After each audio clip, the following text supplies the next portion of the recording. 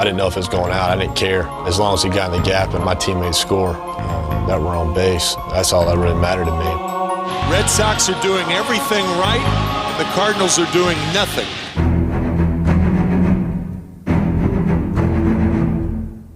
Lowe surrendered just 3 hits in 7 scoreless innings, and like Pedro and Schilling before him, rendered the Cardinals' hitters helpless.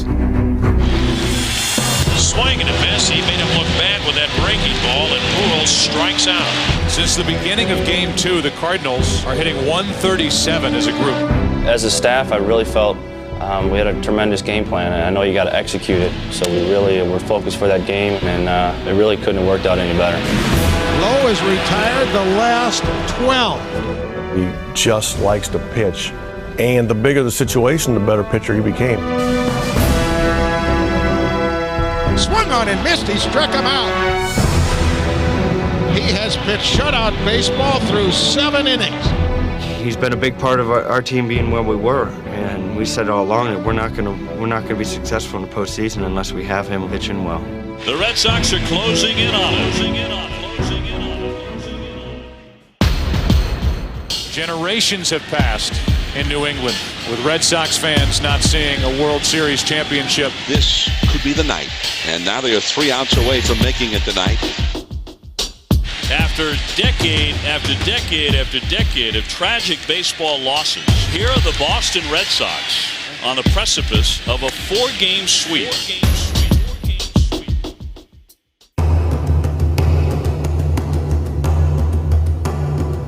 Red Sox Nation on the edge of its collective seat, so close to a World Series title. Keith Folk comes in to try and close it. Pujols gets it started with a hit, right through the legs of Folk. Is that the start the Cardinals need? And here is Scott Rowland, who's 0 for the World Series. Still 3 outs to go. I watched Game 4 from the scout section, where we always watch the game. Then I went down in the 9th inning to the clubhouse. Come on, Folky. High fly ball to right, very playable. There's Kepler, and that is out number 1. 2 more to get for the Boston Red Sox. Folk will battle with Jim Edmonds, who has struck out twice in this World Series.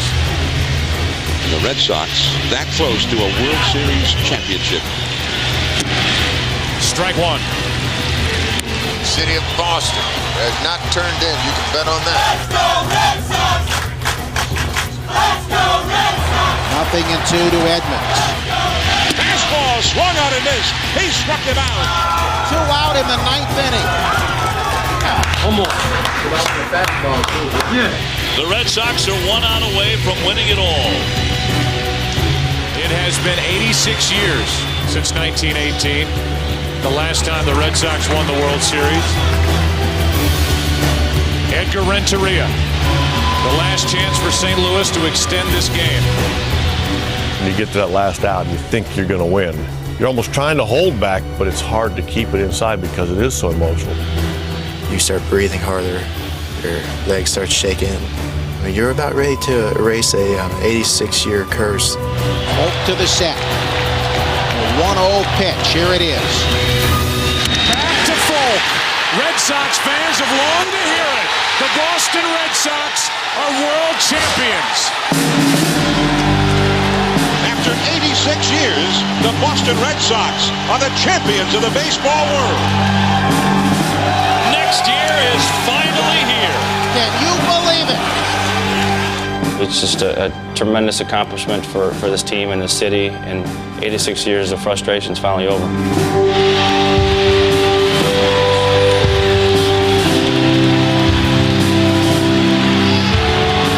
don't think you can do anything but tip your hat to the Boston Red Sox. This is a very special team. It was a thing that you dream of as a child for such a long period of time. To be able to watch it unfold in front of your eyes and be able to run on the field and celebrate with your teammates. It has been 86 years. Generations have come and gone. I sat back, thought it was their time, but I got a lot of enjoyment and satisfaction out of watching them celebrate. It is the Red Sox who are the champions of the world. I can say without any reservations that this is the happiest moment of my life, just because of the collective goal had been reached. And the most valuable player in the 2004 World Series is Manny Ramirez. Being the MVP in the World Series, man, it's unbelievable. That's something that I'm going to take the rest of my life. A well-deserved honor, but this was about a team. For Mike Timlin to ask me to get on his shoulders to carry the trophy was special to me, and it just made me feel that good. And that's just a credit to all these guys and showing the acceptance from 1 to 25. And now they can celebrate like idiots. That's what they've been waiting for all summer and for almost 100 years. You get 25 guys with one dream, one goal. You know, you can accomplish a lot. We keep things as loose as we can. We don't do anything by the book. We have fun. We're just a little different than everybody else in the league. It's almost like we don't worry about the little things, and I think that's where our team was just kind of loosey-goosey.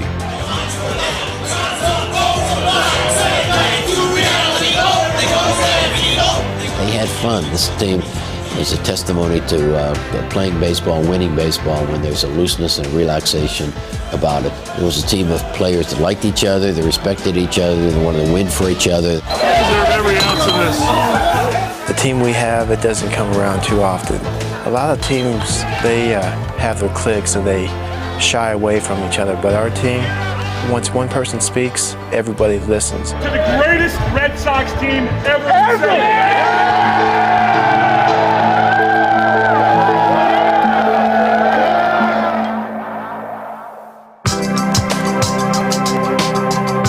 We're a good team. We're a great team.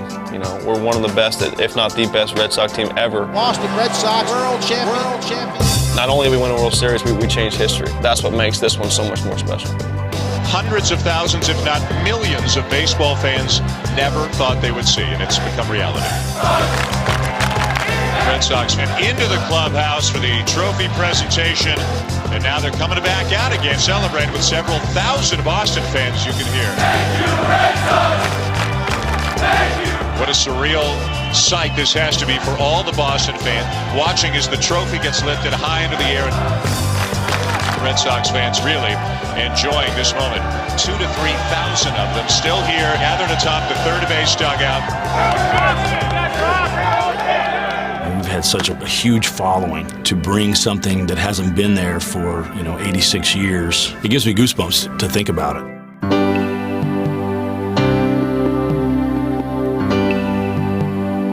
The Boston Red Sox. First time in 86 years. 86 years. For these players, it's pretty special given what they know is going on back home right now. Red Sox Nation is free. 86 years of suffering is over. 86 years. You know how many people died waiting for the World Series? My father, he's been dead for 12 years.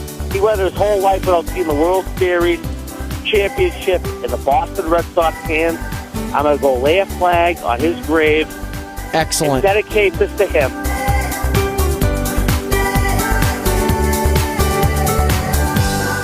The 86 years. And finally, they did it. The night that the Red Sox and their fans have been waiting for a very, very long time. We're going to Disney World, man! We're going to Disney World! We won in St. Louis, and we got to celebrate with each other. But then we got to go back to Boston. The Red Sox arrived at Fenway about 7:30 this morning. A hero's welcome, and why wouldn't it be? Hundreds of fans waited in the cold for them. We made that ride in from Logan Airport to Fenway Park hundreds of times over the years, but this time was special. Coming from the airport to the ballpark, you saw guys hanging off buildings on bridges waving. You can't approach the game and try to play for 86 years. But when you do win, and then you look around and see how it affects people, it's pretty cool. Even the folks at MIT took some time out today to turn their famous dome into a baseball with the Sox logo. Quite definitively, we can say there is no curse in baseball. After 86 years. Next year is finally here, and the curse is gone, that sign's gone, and the Red Sox have proven they got the heart of the nation. I think the entire country now is marveling at what the Red Sox have done. This is all of New England. This is not just one state. It's just so fantastic. You couldn't believe it. We believe! We believe! Every year we've been out here waiting for the day that this is going to happen. So finally we got it. Jerry, has it sunk in yet? The Red Sox are world champions. I think it's going to sink in today. You folks have waited long enough. It's time to party!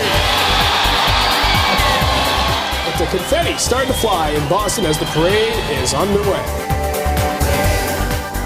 It's time for our players and for all of our organization to say thank you for your loyalty, your support, your passion. Red Sox Nation is the best in the world. We've been waiting so long for them to win. It's just wonderful, wonderful, wonderful.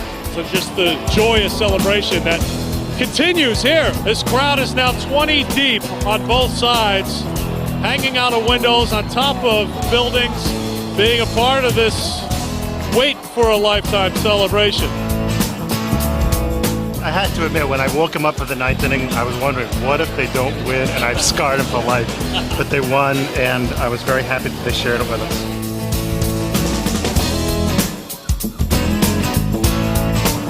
And I came out here, I had a bottle of champagne that was in my house since 1986. And we dragged it with terrible champagne with it. We knew that because of the length and the intensity, that this would be something special.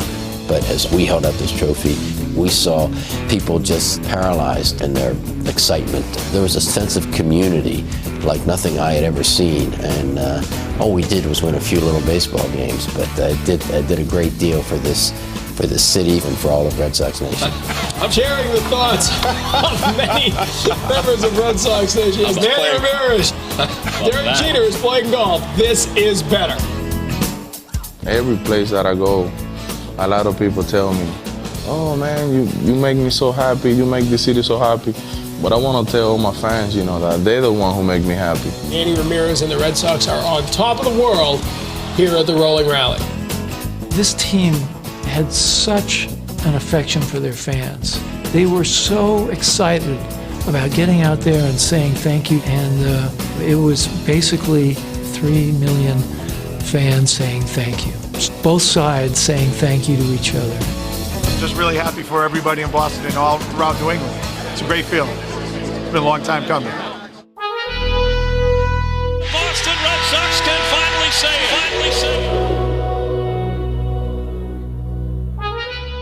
And for us to be able to celebrate a world championship for the people here in the city of Boston that have endured so much heartache for a long, long, long time, it's just a great honor. They are champions of the world. And although these players haven't waited 86 years, they are aware of the burden that a lot of Boston players have played under, with the constant reminders of how long it's been. I'm here to play not just for me, but for the guys that have been here and lost. When that last out was made, that was probably one of the best feelings as a Red Sox person could ever have. Shelley grabbed me, hugged, and he did say, "This is for you." Then I went over and stood there to Wakefield, and Tim says, "You deserve this, Johnny."